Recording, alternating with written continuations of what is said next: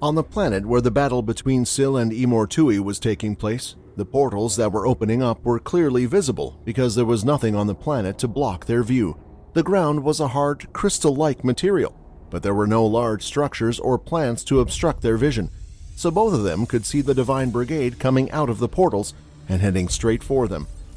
With their dark-colored spears, they started to blast away at the planet. For Syl, the black swordsman stayed by his side and swung his sword in fast and smooth motions, deflecting all of the attacks coming their way, so he didn't have to worry too much about the attack, though he was still confused for a second as to who this new enemy was. For Imortui, he turned his back away from Syl and stood there with his strange armor covering the rest of his body.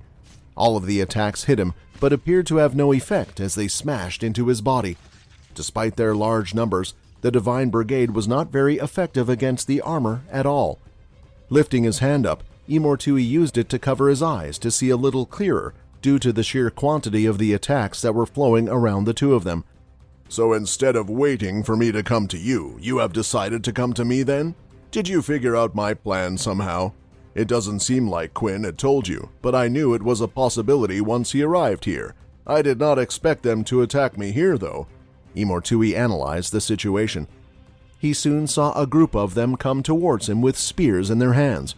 As they went to thrust them forward, the serpent on his shoulder stretched out, becoming longer and larger in size. It avoided one of the spears and took a big bite right into the dark being. It then swung its body, crashing it into another. At the same time, the other serpent over his shoulder did the same. Both of the serpents were moving on their own will at a fast speed as they picked and threw out all of the divine beings that were coming close to Imortui, and not a single one was able to reach him. "It looks like I will need to act myself now. The rest, they know what to do," Imortui said, as he lifted his hands up towards the portals where the beings were constantly pouring in. Gathering in the palm of his hands was all of the red mist that was in the area. Even more was pouring into his hands from further away, growing large and condensing into a ball, all while he was still constantly being attacked by the Divine Brigade. A dark red orb was shaking with power in each of his hands, waiting to be released. Aiming it into space, he shoved both of them out, and large beams of power colored the entire sky red. The ground shook as the sky was dyed with Imortui's power. The hard ground was breaking up just from the waves of power that the red orbs were putting out into space. The divine beings couldn't even be seen anymore as they were completely overwhelmed, and as the attack hit the portals, they looked to be disrupted, flashing in and out and eventually disappearing completely as they were consumed by the power of the red aura. "That's one area down," Imortui said. Slightly to his left in the sky and to his right, he could see the beings continuing to pour through other portals that had been formed. Now that he had breathing space from those who were right next to him, both of the serpents wrapped around his arms. Twisting his body, he threw his fist out, unleashing a massive amount of power to one side. It was the same blow that he had done before. The attack was just as large and impressive as the last, only this one had far more raw power to it and did not take any time for him to gather power. When the attack hit the space, it looked almost as if the space was moving inward towards his attack, distorting the sky slightly. Still, he had gotten rid of the portals and the divine beings in one area. Then, with his other fist, he did the same, coloring the sky in dark red and mixes of yellow, getting rid of the divine beings there as well. On his own, somehow Imortui was able to get rid of what looked like an entire army, at least in this place. "That should do for now," Imortui stated. The serpents around Imortui unwrapped themselves and hovered above his shoulders again.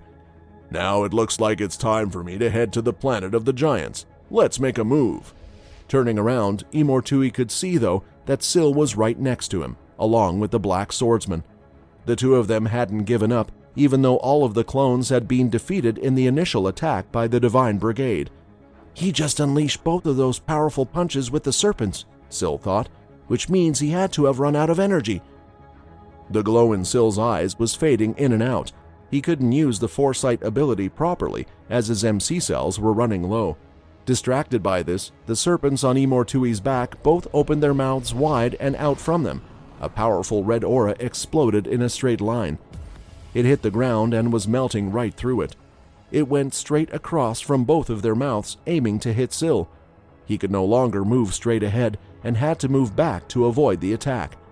The black swordsman, though, had been ignored and continued to head forward.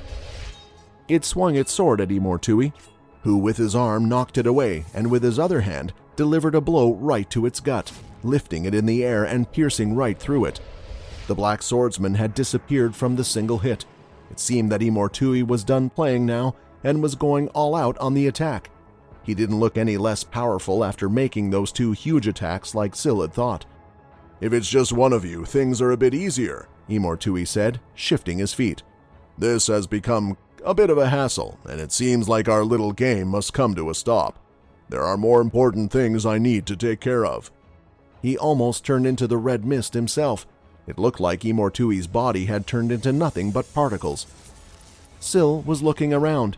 He could no longer see Imortui, but why did he feel that he was still there? In the very next moment, Imortui surprised Syl, reappearing right next to him. Somewhat like teleporting, the two serpents bit down, one holding onto his sword, while the other managed to bite down hard on his shoulder, holding him in place. "Did you think I had shown you everything I had?" Imortui asked. "These serpents can produce just as much power as I can with my own hands. That's why when I combine our power together, we can create quite the devastating blow," Imortui explained. "You have been an interesting find, but now this fight is over."